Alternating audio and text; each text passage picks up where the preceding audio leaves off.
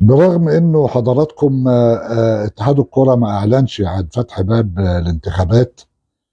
واضح كده ان هو قاعد لاخر يوم في الفترة القانونية المسموح بها بالدعوة للانتخابات، وهي من شهر 7 لشهر 10.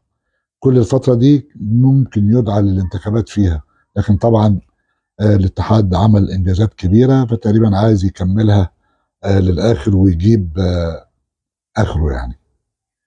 ورغم انه الباب ما اتفتحش، لكن في كلام ان الاستاذ جمال علام يعني في نيه ان هو ينزل رئيس تاني، وانه معاه الاستاذ محمد ابو الوفا من الصعيد نائب. طبعا اهلا وسهلا. في كلام ان الاستاذ خالد الدرندلي نائب رئيس الاتحاد بيفكر انه ينزل، واعتقد ان الاستاذ خالد الدرندلي عنده من اللباقه والكياسه انه يدرس اي خطوه هياخدها في السكه دي. في كلام ان السيد هاني بريده اللي عمل انجازات كبيره في كاس العالم، كلنا فاكرين طبعا اللي حصل خلال البطوله وما بعدها في بطوله الامم الافريقيه 2019 اللي المنتخب خرج بيها بفضيحه من دور ال 16. في كلام انه بيفكر يعد قائمه، وبيتقال كلام كتير انه بيعد قائمه كلها من الشخصيات والوجوه الجديده. طب يعني هي المشكله كانت في الوجوه القديمه يعني، ولا هي المشكله في انه القصه ماشيه ازاي يعني؟ في كلام كده، واعتقد كل الاسماء اللي بقولها دي لها كل الاحترام والتقدير، انا يهمني مصلحه الكوره في البلد.